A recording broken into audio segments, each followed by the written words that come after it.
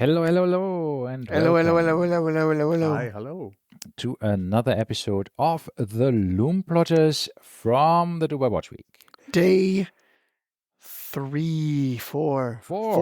Day 4. Everything And blurs together. It is a long string of coffees, I think. That's how we count the days going by. Coffees. How many coffees we've had. Negronis. That was only one, sadly. The coffees, I feel like we have 6 a day. Yes, that is But true. nonetheless, we do. we are on day 4, and we would like to do a recap of day 3. Yes, we have to do a recap of day 3. What have we seen? What have we done? Let us get the calendars out. Exactly. Let's have a look at our calendars and by see. the way, we do have Rajiv here with us as well. Of course, as always. He's our regular Lume plotter now for Dubai Watch Week. So what did we do yesterday? Before we even get into this, what are you guys wearing today on your wrists? Rajiv has the most to report because he has a double wrist. I'm wearing my JLC Reverso chronograph, which was launched in the 2023 Watches and Wonders. It's a very nice watch. Yeah. I was in the press pictures. I've always thought it was gray, like a very charcoal gray, but in real life, it's a gray blue, which is very nice. I think it's a fantastic color. Yeah. You mentioned the strap is unique to this one as well, so they're not borrowing the straps from the other colors, which I think was very cool. And I've waited for almost 4 years. I've always wanted a Reverso. It's just was getting the right one, and I'm finally happy with. Same with your Cartier, right? Yes. This one is also my favorite, I think. It's a little big for me. For me, that is right. For you, it looks great, but for me, it's just a little bit big. Sure. Now, obviously, with the movement that's in there, you can't really make it much smaller. Yeah, correct. For me, I am wearing my Grand Seiko SBG W231 on a medium light brown alligator strap that I put on from Hodinki. I like it. It's very classic. It is the Japanese Calatrava, right? The cream dial. Yeah. Japanese Calatrava. You're aiming high. There. Well, look at it. It looks directly. It is the Calatrava, except it just says Seiko on it. No, it's sleek and unlike because most of the time I've seen only the snowflake. So 37 mm as well, so it's much smaller than their usual with no date and manual wind, which means it doesn't have the rotor obscuring the movement, and it has beautiful Tokyo striping, which I think for the price point is. How different is the Tokyo striping from the Geneva striping? It is very different. It's almost 5 letters different. Yes. I see. Yeah, see, these are the things sometimes. The Geneva stripes, they can't make Geneva stripes, obviously, if they're not in Geneva. Just like they can't do Zalats polishing. Zalats. Well, yes. Anyway, it can't be Zaratsu if it's not using the Zalats machine, right? Yeah. So it's kind of the same idea. Yeah, the thing is that actually the machine is called Zalats with an L. I think you already picked this up in a previous podcast. Yeah, I did. And, beating a dead horse. And for whatever reason, they call it Zaratsu, even though the Japanese can't pronounce the R. So they call it Zalatsu, but they're writing it with an R. Zaratsu. Mysteries. We could maybe get this with... We'll try to get an interview with Grand Seiko today. Kenshi Maeda. He wasn't there earlier this morning, so we couldn't do anything, but... right. Pause quickly. All right. Yes. So what are you wearing, Ralph? I'm wearing my Moser Dual Time Heritage. It's basically the Swiss version of... a Russian watch. Yeah. I'm just trying to make the Calatrava of I knew you were going for the this. German Switzerland. German part of Switzerland. All right. There is a reason behind him bringing this watch today. So we will talk about that tomorrow. Yes. All right. First interview. Yeah. First interview was Monsieur Ralph Studer from Oris. Yeah. Absolute gem of a human being, impeccably dressed, apparently into shoes. I was talking to him about shoes, and he's apparently a shoe We're not talking about sneakers here. We're talking dress shoes, proper English Benchmade dress shoes. So we talked about that. But otherwise, yes, Ralph, wake up. We talked about Oris. We talked about the future directions of Oris. Absolutely cool guy, very passionate. I liked him a lot. He said we have some nice watches to look forward to in the future with some Miss Piggy and other potential characters coming. We'll see what happens. Yeah, I still want my Stettler and Waldorf, please. That will be the Lume Plotters limited edition. Yeah, the two he grumpy did old mention men. It's not out of the realm of possibility to get bickering around, a saying, Lume Plotters this was watch. rubbish. So if we get a Lume Plotters watch, we need to find 498 other people to buy one. Rename our podcast into "It's All Rubbish."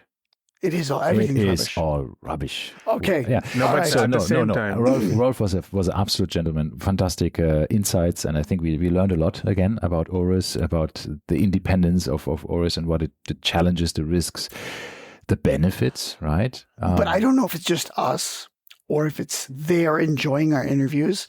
But almost all of our interviews have gone over time, and the guys don't want to leave. Yeah, it's and lovely, they chat afterwards with us, which I don't know if they do this with everyone, but to me, it makes me feel happy that they enjoyed their time with us. Absolutely. And I think the biggest point over here is he was very jovial, he was very happy, and he wanted to spread the joy of the Oris watch brand across to the general public. And even there were instances where Martin had mentioned about incident in Baselworld in 2019 where he was shunned by 99% of the watch company. 99.9. Yeah, it was only Oris that treated him well, and I think that resonates on to the image and the brand of the philosophy. Absolutely. The philosophy of the company. And we have to just fast forward a bit. We ended the day basically on the same brand with Oris of their party. We'll get to there. Let's go chronologically. Okay, then. Next. Delete last sentence. We went to Christie's. We gave them Rajiv's Cartier he was wearing yesterday, the platinum. And we had 30 minutes for them to evaluate our watches, but we didn't have anything. Ralph had one nice watch. I didn't have anything of value. Rajiv had his Cartier, and they said, we have no idea how much it's worth. So that was nice. But they said it's 100% above guaranteed, way above retail, but they have no sales to go selling off history. They have because no one idea. has sold one. Yeah, correct. This is a 100 piece limited edition. None of them are for sale. I mean, the owners are the likes of Waco. Yes, correct. So we cannot. He has one? Yes. Yeah, he's got one. And even Andrew from Time and Tide, he's also got one. Oh. Okay. Interesting Ralph, what did you take? I took my Breguet Type 20. Your Indian Breguet Type 20. Yes, it's like the Indian Indian Calatrava. It's the Swiss copy of an HMT. Yes, roughly correct. And no, it was originally, because I have an extract from the archive, so it was originally delivered to a jewelry store in New Delhi. So that's why Martin refers to this watch as the Indian Breguet, because it was purchased in New Delhi, sent to the AD. Precious jewelers. Yeah, precious or beautiful jewelry. I have to check. It's a very Indian name, right? Yes. But it was, anyhow. So it was sold there to the store in 1998. Who purchased the watch first? I don't know. And they evaluated it for about three to four times of what I paid for it. So I'm happy. Yeah, that's very nice. I'm very I think happy. you paid 11,000 dirhams. They said $11,000 roughly, right? So good upgrade. You can sell it for more. It's fine. Yes. Oh, did you tell your wife you paid less? No, I just don't want the future seller, the buyer, to know how much I paid, because I know you paid 11. Oh, sorry. Like, so, guys, if you why tried should I to pay buy his, he it was did not pay $11,000, right? He Yes, evaluated of course, for exactly. I paid $11,000. $11,000. Yes, so there you go. Dollars, not dirhams. Sorry, Thank my you, bad. Rajiv. Exactly. So it's the same. I hope you win the finals today. All right. Afterwards, we had 2 interviews back to back. Yeah. Which were reversed.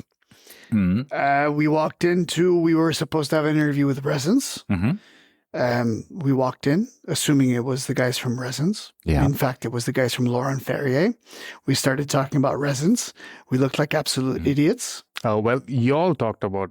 You didn't, yes. I didn't. Okay, fine. Doesn't matter. We didn't look at faces. So we had a very nice interview with Laurent Ferrier, with not Laurent Ferrier himself, obviously, but his son. Christian Ferrier. And it was fantastic. And Robert, the sales director. Yeah, Robert Boyle is the sales guy. Then we met. He was also a lovely person. Yes. And we just met them again today. And still lovely people. And they made jokes about our mixing them up with resins, which I found very funny. And I think the highlight was them winning the GPHG award for the best tourbillon movement. And they were even talking about their future sporting line. And that was more or less what this is more to come later, obviously. Laurent Ferrier really wasn't on my horizon at all for watches, really. But I must say, after watching these looking at these watches and just the understatement of it, it's just, for me, it's like, so the winning the tourbillon category of the GPHG with a watch that actually doesn't show the tourbillon unless you take it off your wrist and look at it from the back. It just says tourbillon on the dial in a very faint font. Yeah. That's amazing, and it's a beautiful watch. No, the reason why I've always looked at a Laurent Ferrier because I wanted to purchase one at some point in time. Because of the beautiful movement. It's a stunning movement that they have. Okay. Then we talked to resins. Absolutely. Yes. I'm not even going to ruin it for you guys. It was a fantastic wonderful interview. One of these interviews, I think it went for like an hour. And we were supposed to get 20 minutes. Yeah. Fantastic. Benoit Metiens is an absolute fantastic human being as well. Yeah. He reminded me a lot of Rolf from Oris. Very, very similar demeanors, but you will hear that one. So he's the Belgian version of a Swiss watch CEO then? Correct. He's the Belgian version of a Swiss watch CEO. And I think the highlights of resins was more on the disruption of resins as a watch brand. We went more into their history as opposed to their current production, right?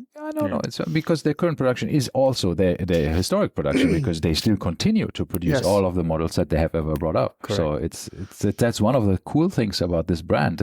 They are consistent. They still produce the ones that they started with, except the crown. You will learn more about that in the episode. Correct. And breaking fingernails. Yeah.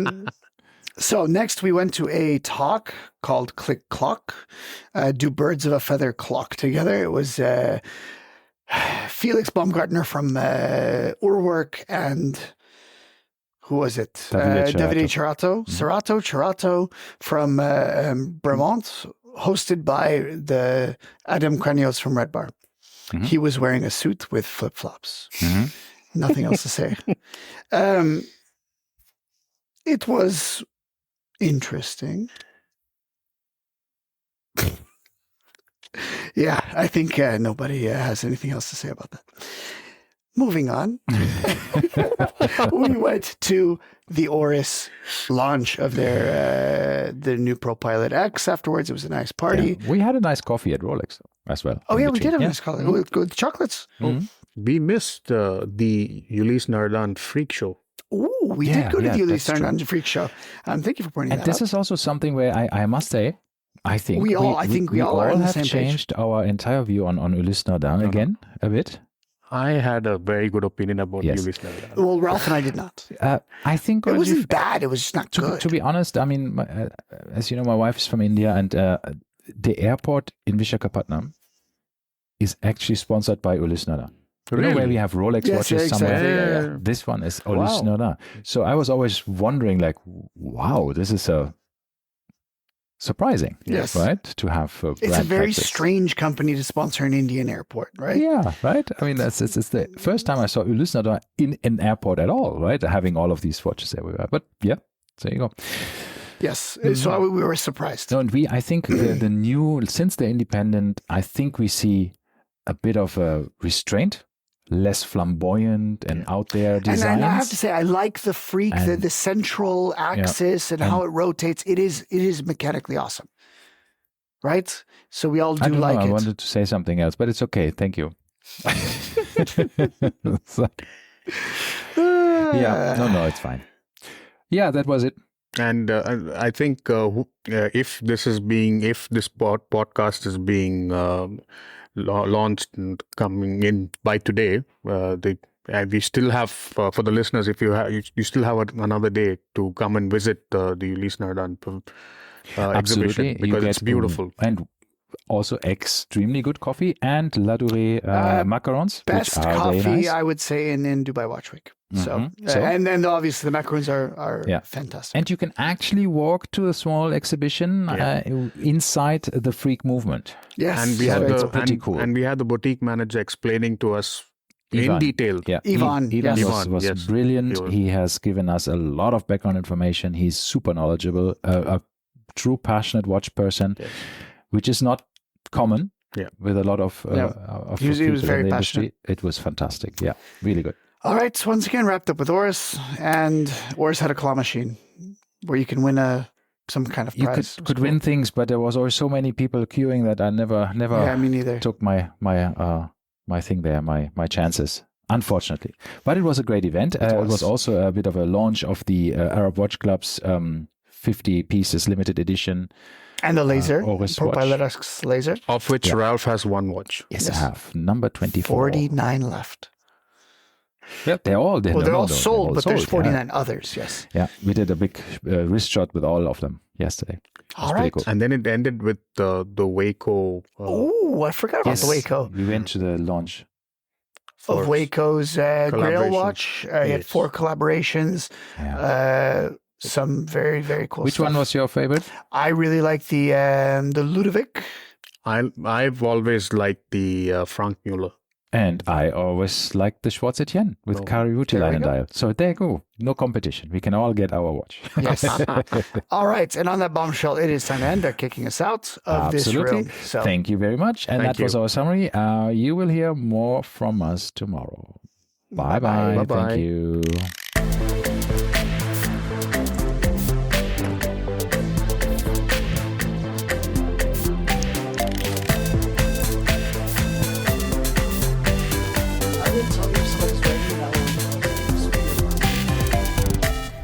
No, I won't.